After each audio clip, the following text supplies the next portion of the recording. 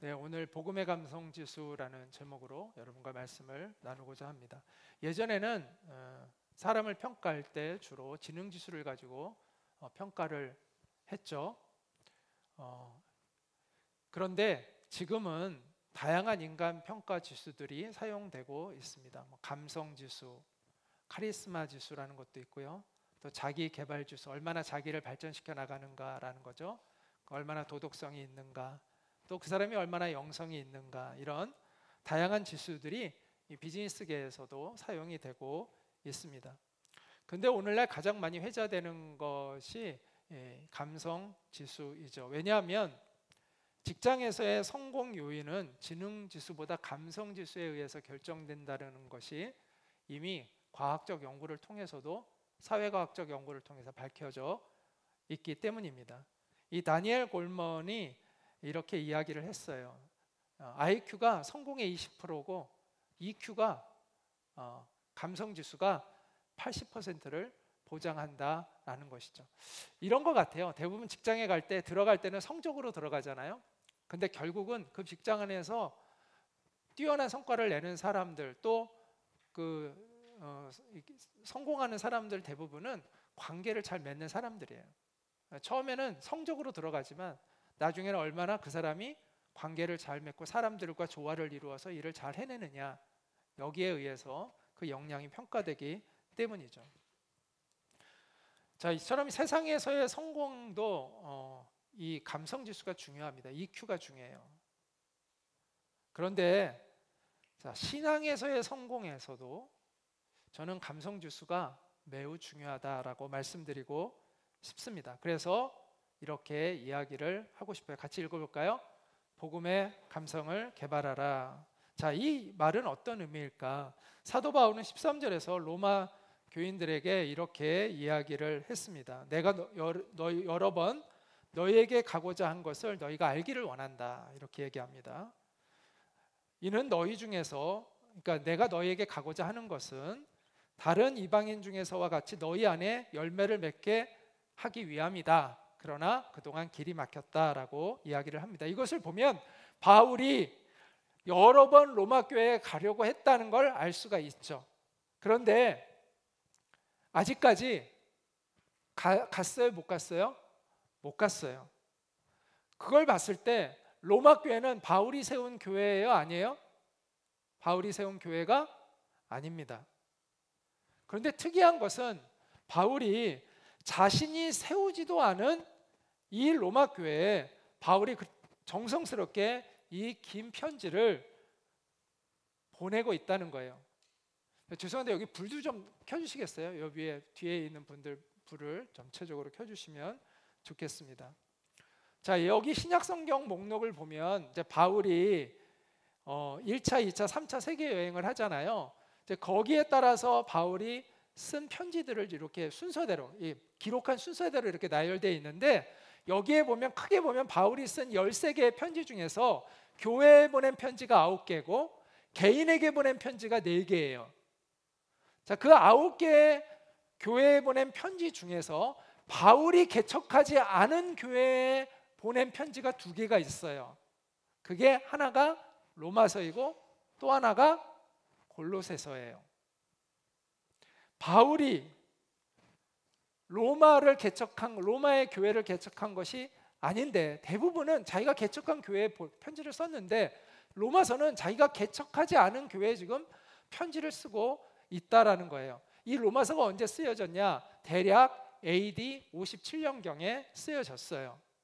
따라서 로마 교회는 그 이전에, AD 57년 이전에 이미 세워져 있었다. 대부분의 학자들은, 어떤 학자들은, 일부의 학자들은 베드로가 세웠다고 생각해요. 베드로가. 그러나 대부분의 학자들은 베드로가 세운 게 아니라 로마에 살고 있던 유대인들은 세계에 흩어져 있는 유대인들이 명절이 되면 어디로 모여요? 예루살렘으로 모여요. 그 예루살렘에 와서 거기서 복음을 듣고 그리스도인이 된 사람들이 다시 로마로 돌아가서 교회를 개척했을 것이다 라고 주장하고 생각하는 게 대부분의 학자들의 주장이에요. 다시 말해서 로마 교회는 자생적으로 세워진 교회였다는 거예요. 자, 우리나라도요 자성적으로 교회가 세워졌다는 걸 아세요? 우리는 흔히 선교사들이 와서 교회를 개척했다고 생각해요. 근데 그게 아니라 선교사가 오기 전에 우리나라는 우리나라 사람들이 먼저 교회를 세운 나라예요. 아셨어요? 이 존 로스라는 사람과 또 이 사람의 그 처남이었던 사람이 있는데, 이 사람과 처남 매부 관계인 사람이 맥켄타이어라는 사람이었어요. 그러니까 이 존 로스의 여동생의 남편이 맥켄타이어예요. 이 두 사람이 다 선교사였어요. 이 사람들이 만주에서 활동을 하고 있었어요. 이 사람들은 스코틀랜드에서 만주로 왔던 장로교에 속한 사람들이었어요. 이들이 우리나라 최초의 신약 성경을 번역을 했어요. 우리나라 말로 만주에서. 그게 예수 선교 전서라는 거예요.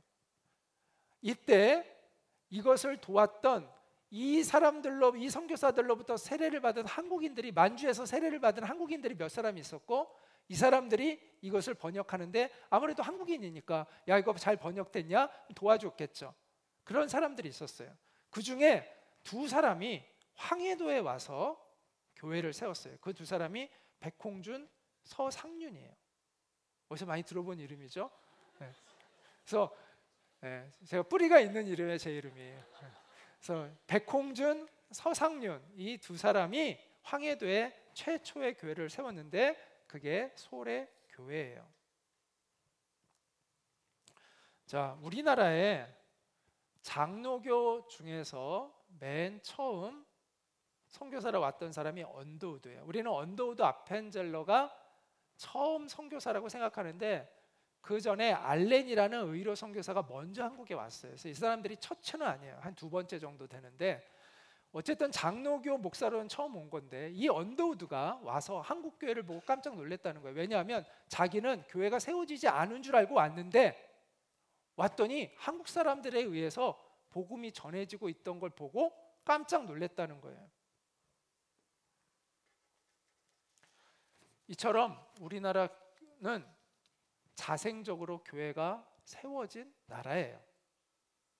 물론 선교사들이 와서 그것을 가속화시킨 거죠. 교회를 여러 군데 더 많이 세웠던 거죠. 빠르게. 그렇지만 최초의 교회는 한국 사람들에 의해서 먼저 세워졌다는 걸 우리가 알 필요가 있습니다. 하여튼 로마 교회는 로마에 살고 있는 유대인들에 의해서 복음이 전해지고 거기에 있는 이방인들을, 그러니까 유대인이 아닌 이방인에게도 복음이 전해져서 이미 자생적으로 세워져 있는 교회였다는 거예요. 그런데 바울이 왜 그 교회에 그렇게 많은 관심을 가지고 있었을까? 본인이 세운 것도 아닌데. 그리고 왜 그렇게 가려고 했을까? 그것은 바울의 정체성에 있어요. 바울의 정체성은 뭐예요? 이방인의 사도예요. 그 얘기는 뭐냐면 전 세계에 있는 사람들에게 복음을 전하는 자로 자기가 부름을 받았다는 거예요. 자, 그 당시에 로마 제국의 수도가 어디예요? 로마죠. 너무 어려운 질문을 했죠.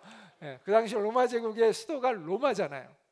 그래서 바울은 이 로마 제국을 복음화하는 데 있어서 가장 중요한 도시가 로마라고 생각할 수밖에 없는 거죠.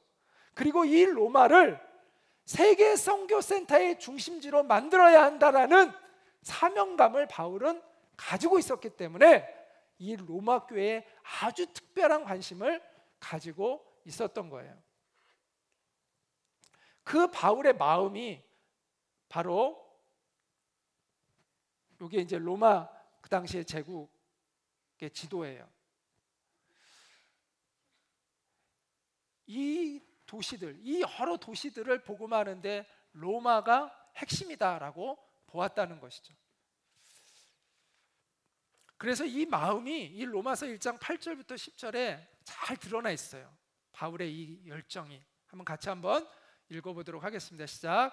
먼저 내가 예수 그리스도로 말미암아 너희 모든 사람에 관하여 내 하나님께 감사함은 너희 믿음이 온 세상에 전파됨이로다.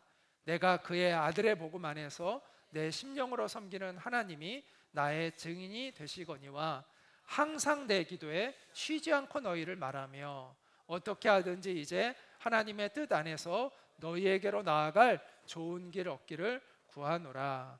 먼저 바울은 이 로마 교회 성도들의 믿음이 온 세상에 그들의 믿음이 굳건하다는 이야기가 많이 이렇게 알려지고 있어서 너무 하나님께 감사하다, 이런 이야기를 먼저 합니다. 그러면서 그가 끊임없이 로마 성도들을 위해 기도하고 있다는 이야기를 합니다. 한 번도 만난 적이 없는 그들을 위해 바울은 날마다 기도하고 있었다라는 것이죠.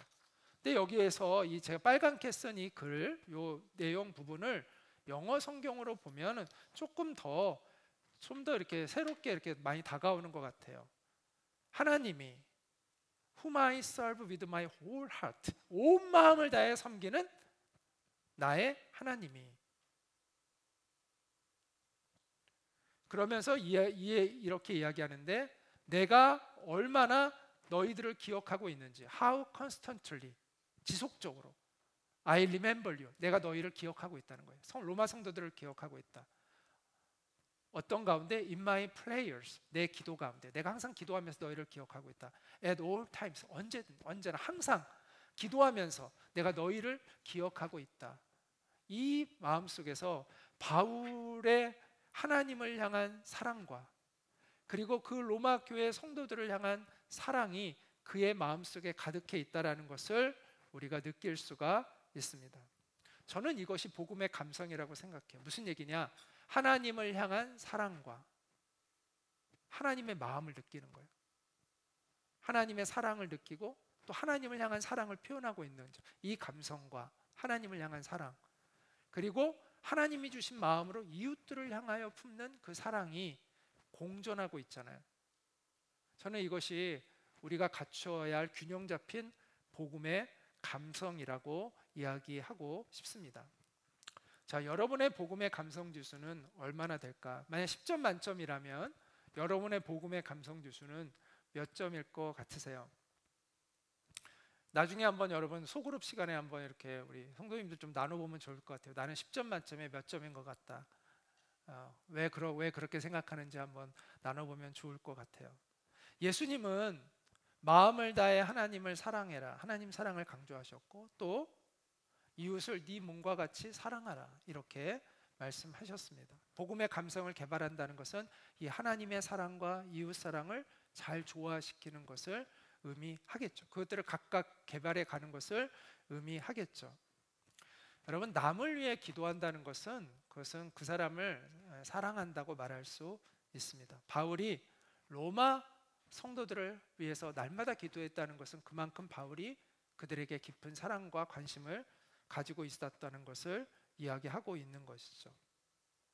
그리고 바울은 그들을 직접 만나기를 원하고 있었습니다. 그래서 이렇게 얘기합니다. 어떻게 하든지 이제 하나님의 뜻 안에서 너희에게로 나아갈 길을 얻기를 원한다 라고 이야기를 합니다. 이 바울이 그들을 직접 만나고자 했던 그 이유는 무엇이었을까요? 단순히 그들을 보고 싶기 때문이 아니라 구체적인 다른 이유가 있습니다. 바로 이렇게 설명을 하고 있는데요. 한번 같이 읽어볼까요? 내가 너희 보기를 간절히 원하는 것은 어떤 신령한 은사를 너희에게 나누어 주어 너희를 견고하게 하려 함이니 이는 곧 내가 너희 가운데서 너희와 나의 믿음으로 말미암아 피차 아니함을 얻으려 함이라. 여기서 어떤 신령한 은사라는 표현이 나옵니다. 자, 이것에 대해서 이 은사에 대해서 학자들이 과연 무엇일까라고 나름 추측을 합니다. 근데 은사라는 말은 여러분, 저 사람 카리스마 있다라고 할 때 그 카리스마라는 단어와 똑같은 말이에요. 그 카리스마가 여기서 나온 거예요. 하나님의 선물이라는 뜻이에요. 그래서 은사는 하나님이 주시는 선물을 얘기해요. 하나님이 주신 영적인 은사가 우리에게 있다라는 것이죠. 이 은사는 크게 두 가지예요. 첫째는 뭐냐면 한번 따라해 볼까요? 영원한 생명, 하나님이 주신 직무. 예, 크게 보면 은사는 두 가지가 있어요. 복음 안에 담긴 영원한 생명도 은사예요. 그거 아세요? 하나님이 은사는 선물이라고 그랬잖아. 하나님이 주시는 구원이 우리에게 주시는 하나님의 선물이에요. 그래서 구원도 선물이네, 구원도 은사네, 이 개념이 여러분 가운데 먼저 필요해요. 또 하나, 하나님이 교회를 잘 섬기도록 나에게 주신 어떤 직임, 또 재능을 의미해요. 자, 각각을 증명해 보면, 자, 하나님의 은사는 그리스도 예수 우리 주 안에 있는 영생이니라. 이렇게 은사는 영생이다, 이렇게 성경에 말씀하고 있어요. 또 하나, 하나님이 우리에게 각자 은혜대로 은사를 나누어 주셨다라고 해요. 이거는 우리에게 재능을 주시고 각기 다른 직무를 주셨다는 거예요. 직능을 주셨다는 거예요. 이처럼 은사라는 건 영생과 또 재능이나 직무를 의미한다, 이렇게 이야기할 수 있습니다. 그렇다면 여기에서 바울이 말하는 이 신령한 은사는 영원한 생명일까? 아니면 재능과 직무적 기능을 얘기하는 것일까에 대해서 이런저런 이야기를 합니다. 근데 저는 그 두 가지가 다 연결되어 있다라고 생각해요. 바울은요, 어떤 은사를 가지고 있었냐면 복음을 잘 설명해 줄 수 있는 가르침의 은사가 있었어요. 그리고 전도하는 은사가 있었어요. 그런데 바울이 이 가르치는 은사를 통해서 궁극적으로 이루고자 했던 건 뭐냐면 그들이 구원이라는 진리에 바르게 서는 거예요. 그래서 이 구원에 대한 것을 그들이 온전한 구원 위에 세워지게 하는 것과 바울이 가지고 있는 그 은사가 연결되어 있다는 거예요. 올바르게 가르쳐서 이 복음의 진리 위에 바르게 서게 하고 그 구원의 풍성함을 누리게 하는 것이 바울이 그 로마 교회를 향한 마음이었고 목적이었다라는 것입니다. 오늘날 우리의 한국 교회가 흔들리는 중요한 이유는 바로 구원에 대한 바른 이해가 없기 때문입니다. 예수 믿으면 천국 간다라는 말의 의미를 바르게 이해하고 있지 못하기 때문이에요. 그래서 불교에서 극락왕생한다는 것과 기독교에서 예수 믿으면 천국 간다는 게 뭐가 다른지를 몰라요. 여러분은 아세요? 여러분, 극락왕생과 예수 믿어서 천국 간다는 게 뭐가 다른 거예요? 다 그냥 죽어서 좋은 곳 간다는 거 다 그런 거예요? 불교는 잘못된 줄을 잡고 지금 죽어서 좋은 곳 가려고 하기 때문에 그것은 썩은 줄이기 때문에 안 되는 거고, 기독교는 그 줄이 정말 진짜 줄이니까 그거 타고 올라가서 하늘나라에서 내가 평안하게 영생 복락을 누리는 그런 정도의 차원일까요? 그렇게밖에 이해를 못하는 사람들이 너무 많다는 거예요.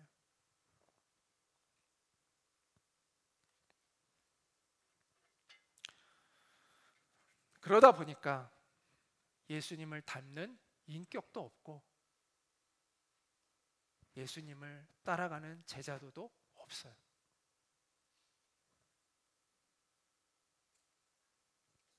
구원은 죽어서 좋은 곳 가는 것이 본질이 아니라고 늘 강조를 제가 하고 있습니다. 자, 구원은 뭐냐? 구원은 한번 따라해 볼게요. 구원은 하나님과의 관계가 회복되는 것이다. 구원의 본질은요, 관계 회복이에요. 구원의 본질은요, 죽어서 좋은 곳 가는 게 본질이 아니에요.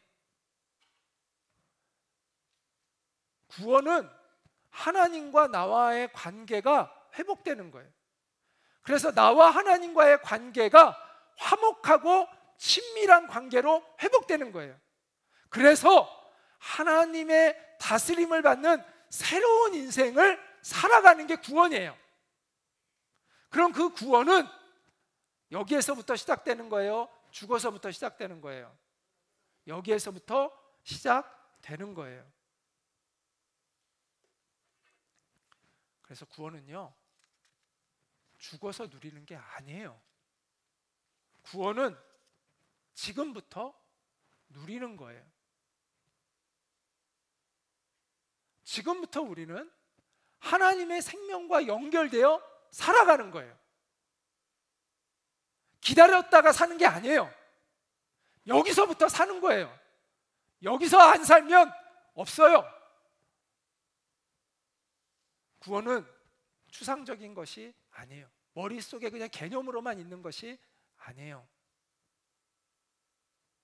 구원은 우리의 삶에 실제가 되어 있어야 하는 거예요. 다시 말해서 하나님과의 관계가 회복되어 있어야 하는 거예요.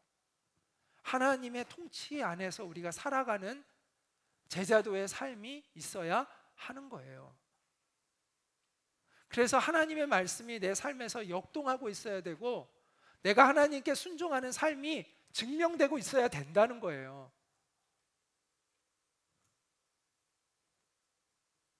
자, 우리가 그렇게 영적으로 변화되는 것을 부흥이라고 이야기를 합니다. 우리는 단순히 교회 성장을 꿈꾸는 것이 아니라 우리는 부흥을 꿈꿔야 해요. 다시 말해서 진짜 그리스도인들이 이 땅에 일어나는 것을 우리는 갈망해야 한다는 것이죠. 한국교회가 지난 20년 동안 70년대부터 90년대까지 굉장한 빠른 성장을 이루었잖아요. 평균 10%가 넘는, 매년 10%가 넘는 성장을 이루었어요. 평균적으로 따지면 10%가 넘어요. 교회는 성장했어요. 분명히. 지금도 기독교인이 약 20%가 돼요. 전체 인구에. 적지 않은 인구예요. 그런데 과연 부흥이 일어났다고 말할 수 있을까요?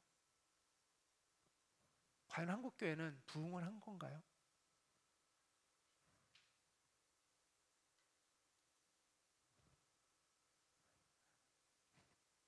오소서 진리의 성령님이라는 노래 가사예요. 이게 부흥의 불길 타오르게 하소서, 진리의 말씀으로 이 땅을 새롭게 하소서, 하나님의 은혜의 강물이 이 땅에 흐르게 하소서, 성령의 바람이 이 땅 가득 불어와 흰옷 입은 주의 순결한 백성, 주의 영광 위에 이제 일어나서 열방을 치유하며 행진하는 영광의 그날을 주소서라는 이 기도가 오늘 우리의 기도가 되어야 합니다. 우리 안에 부흥이 임하기를 갈망합니다.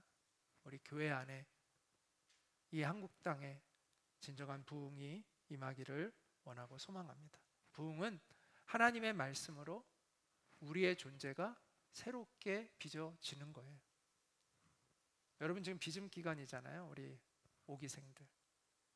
뭘로 빚어지려고 하는 거죠? 하나님의 말씀으로 존재가 새롭게 빚어지기를 원하는 것이죠. 그래서 우리가 순결한 하나님의 백성이 되기를 원하고, 주님의 영광을 위해서 분연히 일어나는 그런 사람들이 되기를 원하는 거죠. 바울은 로마 교회 성도들을 만나기를 원했고, 하나님이 주신 은사를 사용해서 그들이 이 복음의 위에 더 견고히 세워지는 역할을 감당하기를 원해서 로마 교회를 그렇게 가고자 했습니다. 왜냐하면 로마 교회가 세계 선교의 중심지의 역할을 하기 위해서는 그들이 복음 위에 바로 서야 된다고 생각했기 때문입니다. 그러면서 바울은 이런 이야기를 합니다. 이는 곧 내가 너희 가운데서 너희와 나의 믿음으로 말미암아 피차 아니함이라는 걸 격려해 준다는 거예요. 서로 격려를 받기 위함이다.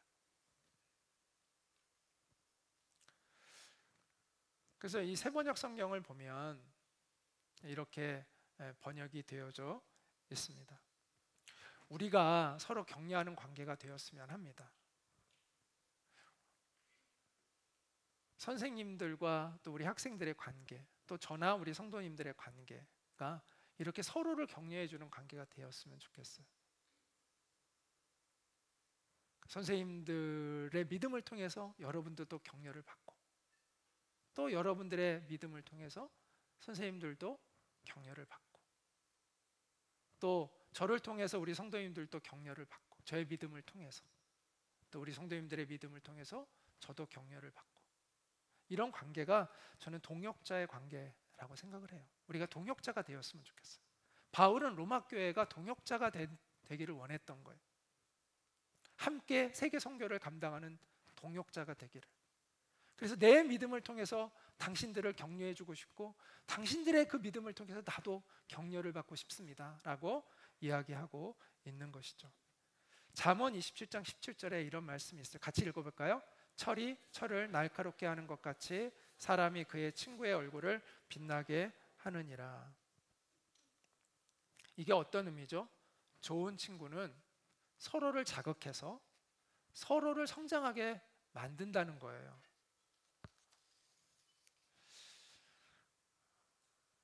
여러분들이 필리핀에 가서 거기에 있는 성도들과 교제하면서 아마 이런 경험을 했을 거예요. 그들은 또 여러분들의 그 헌신과 믿음을 통해서 격려를 받았을 것이고 또 여러분들은 그 어려운 환경 속에서도 믿음으로 살고자 하는 그들의 모습을 보면서 또 여러분도 많은 격려를 받았을 거예요. 이게 이제 동역자의 관계가 세워져 가는 거예요.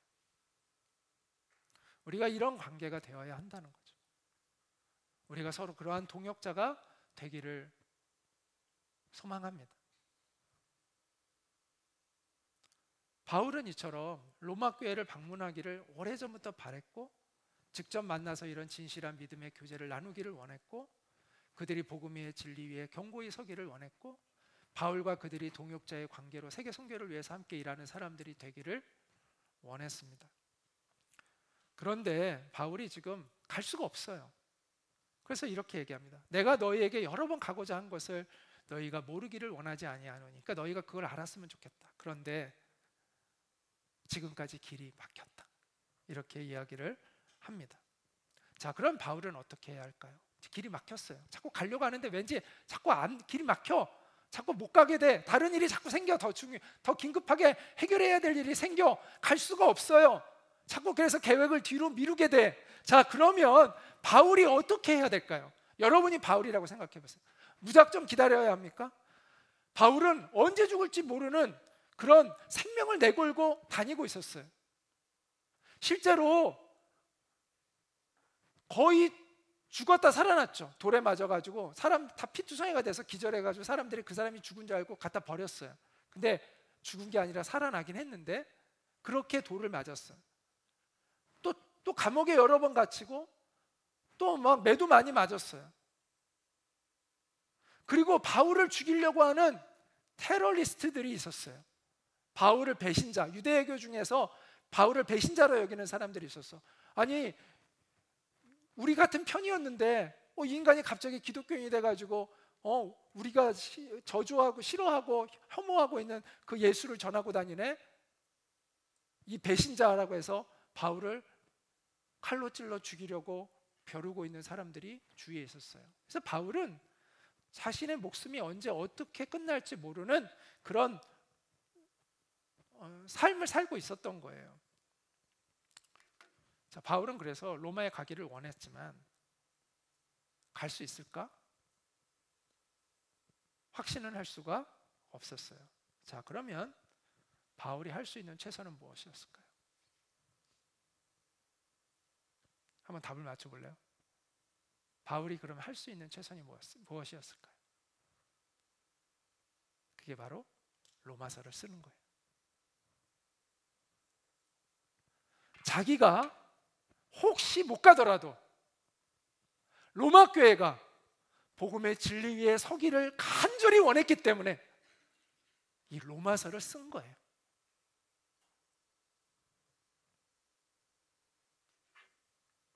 그래서 바울은 이렇게 14절부터 15절에서 얘기하는 거예요.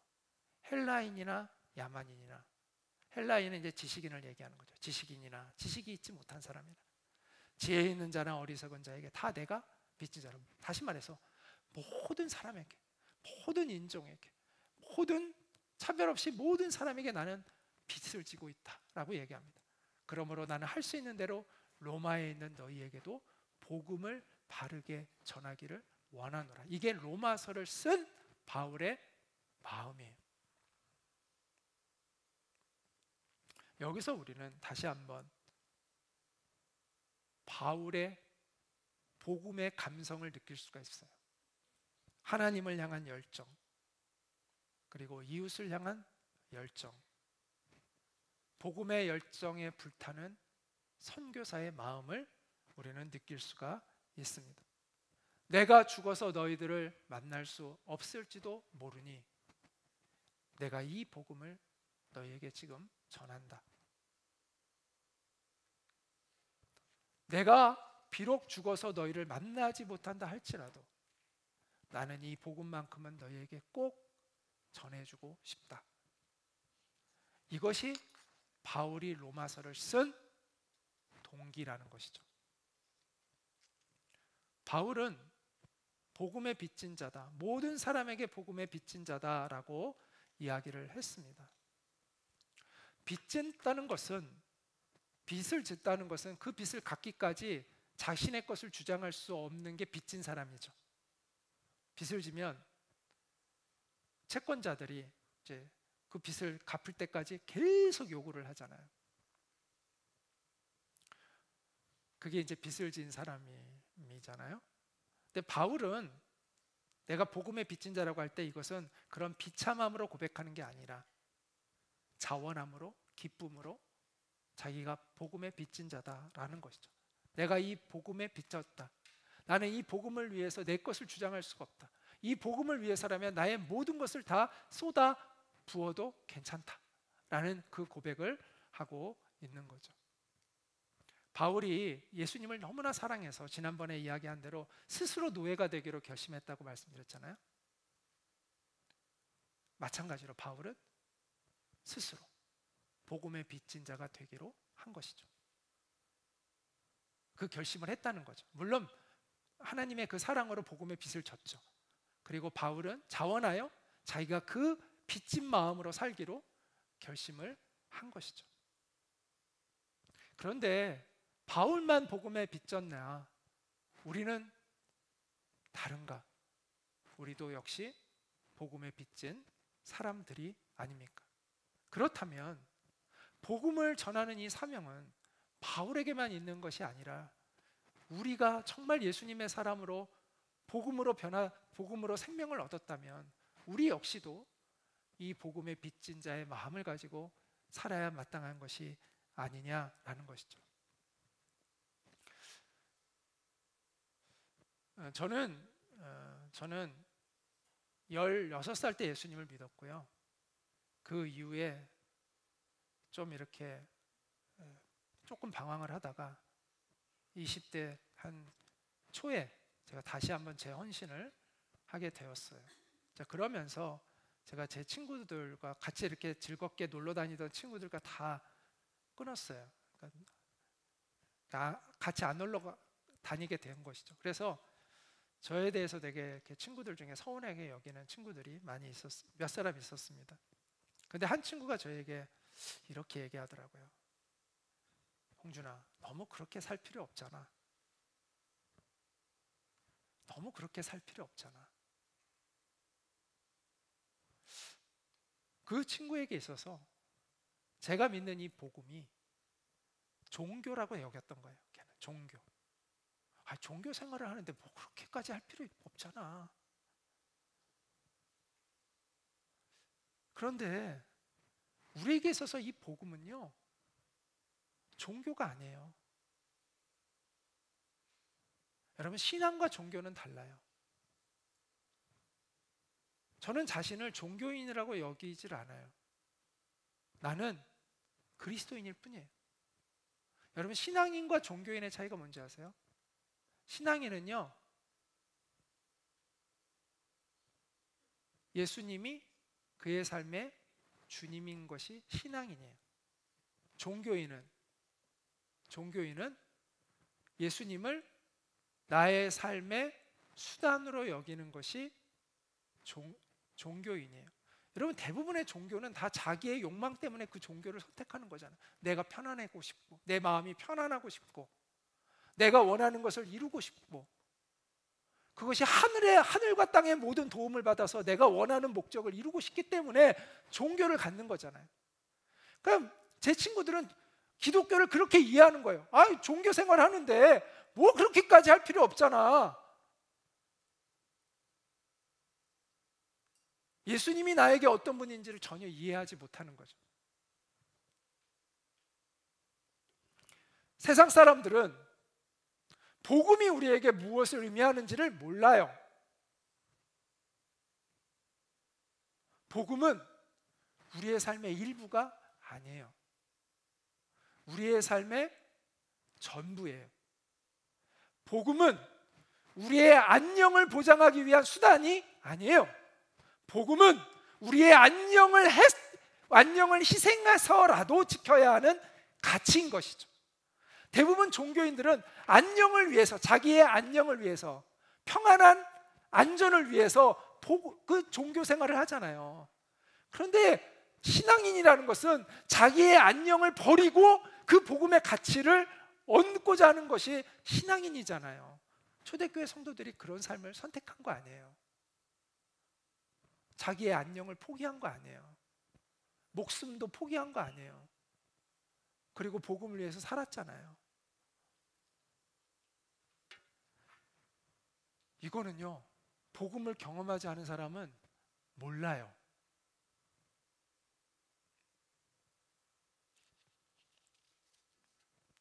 우리는 이 복음을 경험해야 합니다. 이 복음을 경험한 사람은 억지로가 아니라 완전한 자유를 가지고 기쁨 속에서 기꺼이, 억지로가 아니라 완전한 자유 속에서 자원하여 기쁨으로 자신을 이 복음에 매이는 사람이 되는 것이죠. 우리는 이 복음을 경험해야 합니다. 이게 우리의 인생의 가장 중요한 우선순위가 되어야 한다는 거죠. 그 어떤 것보다, 세상에서 성공하는 것보다, 좋은 대학에 가는 것보다,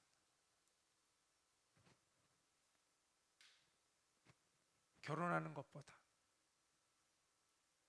좋은 집을 사는 것보다 우리가 이 복음을 우리는 경험하는 것이 우리의 인생의 가장 소중한 가치라는 것을 깨달아야 합니다.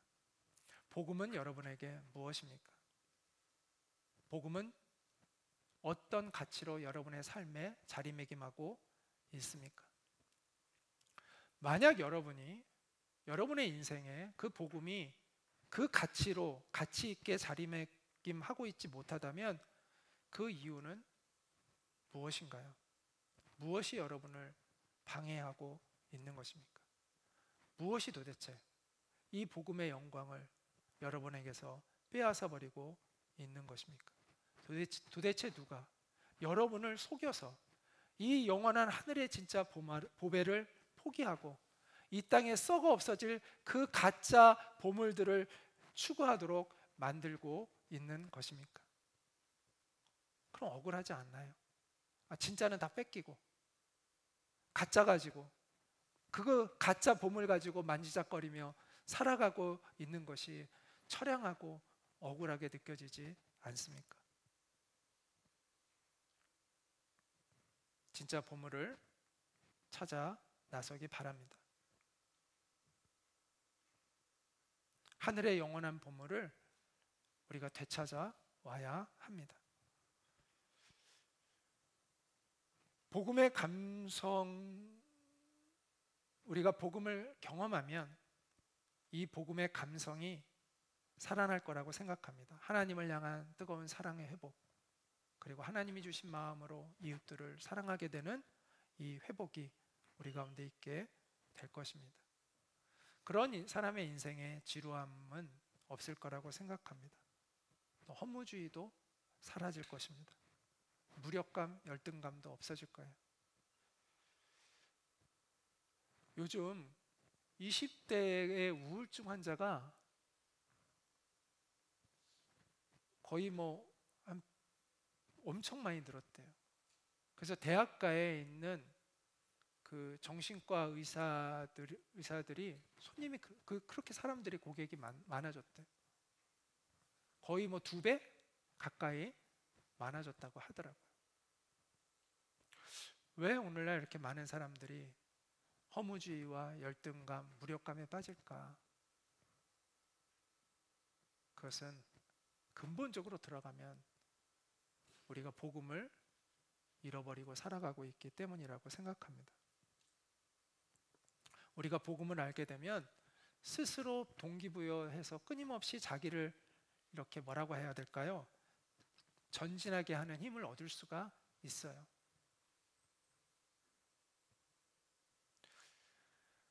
그리고 자신이 가진 은사를 발견하고 그 은사를 개발하는 그런 사람이 되게 됩니다. 우리가 그런 사람이 되었으면 좋겠어요. 복음은 우리의 감성을 개발시켜요. 그리고 하나님을 사랑하고 이웃을 사랑하는 사람은 엄청난 동기부여가 생겨요. 그래서 무력감, 열등감, 또 허무주의에 빠지지 않고 거기에서 일어나서 계속해서 전진할 수 있는 힘을 얻게 돼요. 여러분의 복음의 감성 지수는 얼마입니까? 여러분은 하나님을 얼마나 깊이 경험하고 알아가고 있습니까? 또 하나님을 얼마나 사랑하는 사람입니까? 그리고 얼마나 여러분은 하나님이 주신 마음으로 이웃들을 품고 있습니까? 하나님 사랑, 이웃 사랑은 분리되지 않습니다. 복음 안에서 이것은 완벽한 조화를 이루고 있습니다. 우리도 바울처럼 이런 복음의 감성이 살아있기를 간절히 소망합니다. 그래서 영광스러운 이 복음, 나를 살린 이 복음, 나를 회복시켜준 복음, 그리고 나의 인생의 진정한 가치와 의미를 깨닫게 해준 이 복음, 이 복음을 우리가 힘있게 땅끝까지 전하는 그런 우리가 되기를 간절히 소망합니다. 땅끝이라고 해서 꼭 어떤 물리적인 장소를 의미하는 것은 아닙니다. 그 땅끝은 사명지라고 생각하시면 돼요. 하나님이 여러분을 부르신 그곳에서 내가 하나님께 충성하고 하나님이 맡겨주신 영혼들을 돌보는 그런 사람이 되는 것이죠. 그리고 우리가 함께 그 현장에서 그렇게 살다가 함께 또한 하나님이 보라고 하신 그 나라를 향해서 또 우리가 함께 힘을 모아서 그것을 섬기는 거죠. 그래서 저는 여러분들이 다양한 직업 속에서 그 하나님의 선교사적 삶을 살아가는 여러분이 되기를 원하고, 또 우리에게 맡겨주신 땅, 우리 공동체에 맡겨주신 또 보여주신 그 땅을 향해서 또 우리가 함께 힘을 모아서 그곳의 복음화를 위해서 힘써 나가는 그러한 선교적 공동체가 되기를 간절히 소망합니다. 그러기 위해서 우리에게는 이 복음의 감성 지수가 필요합니다. 이것을 잘 개발시켜 나갈 수 있는 우리 모두가 될 수 있기를 소망합니다. 기도하도록 하겠습니다. 우리 잠시 기도하겠는데요, 정말 하나님을 사랑하고 이웃을 사랑하는 이 복음의 그 감성이 우리 가운데 살아나게 도와주시고, 이 열정을 가지고 우리가 복음의 증인으로 설 수 있는 우리가 되기를 간절히 원한다고 우리 기도했으면 좋겠고요. 우리 아까 이야기한 대로 우리가 서로에게 서로의 믿음을 격려해 줄 수 있는 좋은 동역자가 되기를 원합니다. 그렇게 우리가 성장해 가기를 원합니다. 우리가 그런 서로를 지지해 주고 격려해 주는 공동체가 될 수 있도록 주님 도와주시고 성장시켜 주시옵소서. 그리고 우리가 정말 이곳에 부흥이 임하기를 원합니다. 우리의 존재가 주님의 말씀으로 새롭게 되어지고 복음의 가치를 위해서 헌신하며 살아갈 수 있는 진정한 그리스도인들이 일어나게 되기를 간절히 원합니다. 그런 한국교회가 되기를 원하고 소망합니다. 우리 이렇게 같이 잠시 기도하도록 하겠습니다. 기도하겠습니다. 은혜로우신 하나님, 오늘 우리에게 다시 한번 이 복음을 깨닫게 하시고 이 복음 안에 있는 하나님을 향한 열정과 또 이웃을 향한 열정을 깨달을 수 있게 도와주신 주님께 감사를 드립니다. 온전한 증인으로 살아갈 수 있는 우리가 되어지기를 간절히 원하고 소망합니다. 이 안에 하나님 진정한 부흥이 임하기를 원합니다. 하나님의 말씀으로 새롭게 빚어지는 우리의 존재가 되어지기를 원하고 주님의 영광을 위하여 살아갈 수 있는 우리가 되어지기를 간절히 원하고 소망합니다. 그래서 하나님, 우리가 하나님 서로의 믿음을 격려해주고 지지해줄 수 있는 그러한 동역자들로 설 수 있도록 주님이 도와주시기를 간절히 원하고 소망합니다. 주님이 우리를 부르신 그 각자의 삶에서 복음을 위하여 살아갈 수 있는 선교자적 삶을 살아갈 수 있는 우리가 될 수 있게 도와주시고, 또 하나님이 우리에게 맡기신 그 땅을 향하여 나아갈 수 있는 우리가 되어질 수 있도록 주님이 도와주시기를 간절히 기도합니다. 우리를 살린 복음, 우리를 회복시켜 주신 이 복음을 증거할 수 있는 저희들이 되어질 수 있는 주님께서 도와주시옵소서.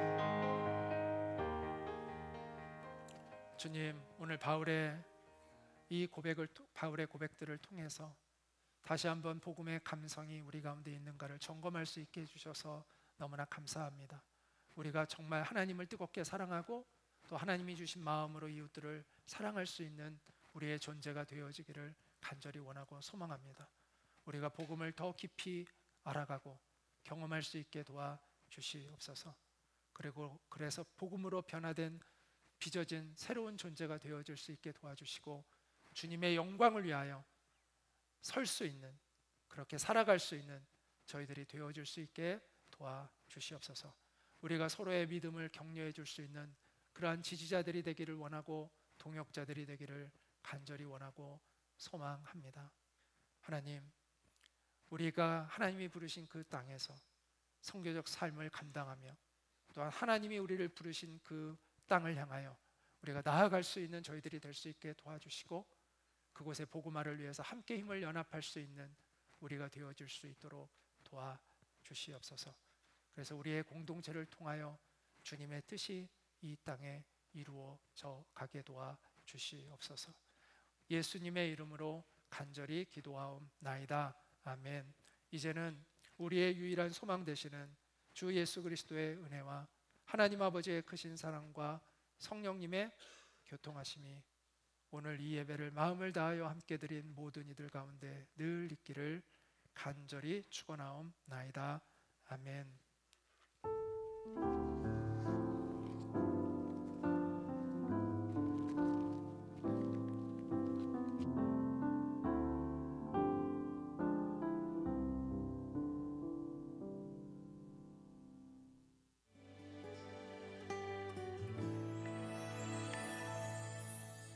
사람이 넘치기보다 사랑이 넘치는 교회